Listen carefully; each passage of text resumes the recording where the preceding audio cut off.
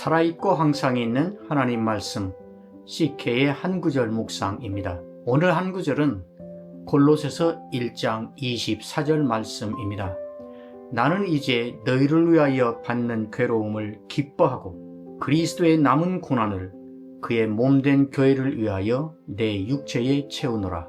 사도 바울은 자기의 정체성을 자주자주 드러내어 밝히곤 합니다. 오늘 말씀의 바로 앞에서도 나는 복음의 일꾼이라 말하고 다음 절에도 자기를 교회의 일꾼이라고 말합니다. 그리스도의 일꾼, 때로는 그리스도의 종이라고도 합니다. 다 같은 말이지요. 그것이 사도 바울의 자기 인식, 곧 자기 정체성 인식입니다. 그리스도 일꾼으로 살아가면서 사도 바울은 늘 괴로움을 당하고 고난을 당하고 있습니다. 고린도후서 11장 23절에서 27절 그 짧은 단락 안에서 사도 바울은 자기가 당한 고난을 30회 가까이 종류별로 나누어서 언급을 하기도 합니다. 교회의 일꾼으로, 복음의 일꾼으로, 곧 그리스도의 일꾼으로 살면서 내가 당하는 이런 고난에 대하여 나는 어떻게 하는가? 교회 밖으로부터 당하는 괴로움만이 아닙니다. 교회 안으로부터 당하는 괴로움과 고난을 물론 포함하고 있습니다. 사도 바울은 단언합니다. 내가 교회를 위하여, 복음을 위하여, 그리스도를 위하여 당하는 괴로움을 기뻐한다. 언뜻 들으면 큰 감동이 되고 은혜가 되고 우리를 비장하게 하는 그런 말이기도 합니다. 그러나 잠깐만 생각하면 이게 말이 되나? 그것이 가능한 것인가? 그러다가 무서운 말이라는 생각까지 들기도 합니다. 우리는 쉽사리 이 말씀을 가지고 이렇게 가버리곤 합니다. 사도 바울은 복음을 위하여, 교회를 위하여, 그리스도를 위하여 당하는 괴로움을 기뻐한다고 말합니다. 얼마나 신앙적입니까? 얼마나 대단한 충성입니까? 우리도 그렇게 합시다.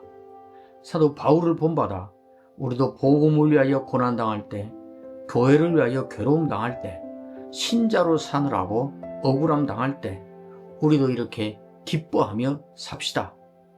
우리도 그것을 즐거워하며 살기로 결심합시다. 이렇게 가버리는 것입니다. 정작 나 자신이 당사자가 되면 전혀 그렇게 하지 않지요. 그런데 과연 사도 바울이 내가 너희를 위하여 받는 괴로움을 기뻐한다고 말할 때 그런 뜻으로 한 말일까요? 괴로움을 기뻐하는 사람은 없습니다. 괴로움을 기뻐하는 것은 불가능합니다. 몽둥이 찜질을 당했는데 그것이 즐거운 사람이면 제정신일까요? 밥을 못 먹어서 배고파 죽을 지경인데 교회를 위하여 굶으니까 배가 하나도 안 고프고 행복하다. 그럴 수 있을까요? 복음을 전하다가 돌에 맞아서 사람들이 죽은 줄 알고 끌어다가 동구 밖에 내던졌는데 또 그 자존심 강한 사람이 밤중에 광주리를 타고 담벼락을 타고 내려와서 도망을 갔는데 그리스도를 위해서 모욕당하니까 전혀 자존심도 안 상하고 오히려 행복하더라. 그 말일까요? 괴로움이 즐거운 법은 없습니다. 괴로움을 기뻐할 수는 없습니다. 사도 바울이 한 말은 그 말이 아닙니다. 바울은 바로 이어서 기뻐할 수 있는 이유가 무엇인가를 밝히고 있습니다. 그의 몸된 교회를 위하여 그리스도의 남은 고난을 내 육체에 채우노라. 그리스도를 위하여 고난받으니까 몸뚱이 찜질을 당해도 전혀 아프지 않고 마사지를 받은 것처럼 시원하고 좋더라. 그 말이 아닙니다. 복음을 위하여 고난을 받으니까 아무리 나에게 고통을 주어도 나는 전혀 그것이 고통으로 느껴지지 않더라. 안 아프더라. 그 말이 아닙니다. 그리스도의 제자로, 신자로 살아가느라고 내가 당하는 아픔, 억울함, 손해, 고통, 고난 이것들을 놓고 이 괴로움의 의미가 무엇인가를 깊이 생각한 것입니다. 그리고 답을 얻은 것입니다. 그리스도의 남은 고난을 내 육체에 채우는 것이다. 무슨 말일까요? 그리스도의 남은 고난, 다름 아니라 그리스도가 여기 계셨으면 그분이 당할 고난을 내가 당하는 것이구나. 그러니까 고난을 당하는 동안은 내가 예수 그리스도를 대신하는 것이구나. 내가 예수님이나 마찬가지가 되는 것이구나. 이것을 깨달은 것입니다.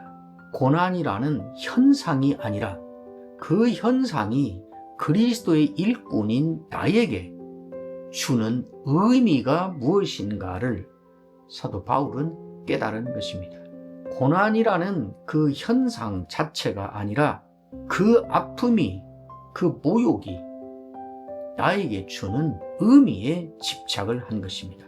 그랬더니 육신은 너무 아프고 자존심도 너무 상하고 때로는 너무 외롭고 때로는 배신이 너무 서러운 상황인데도 그리스도의 일꾼으로서의 정신줄을 잡을 수 있었다는 것입니다.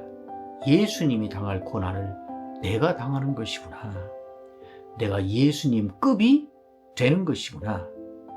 나는 이렇게 예수 그리스도의 대리자가 되는 것이구나. 그렇게 생각하니까 그 괴로움과 아픔과 서러움과 고통의 현상 속에서도 나는 기뻐할 수 있다는 고백인 것입니다. 그렇게 살겠다는 결단이고 그 선언인 것입니다. 괴로움을 즐거워하는 게 아니라 괴로운 현상 속에서도 여전히 나는 즐거워할 수 있다는 말입니다.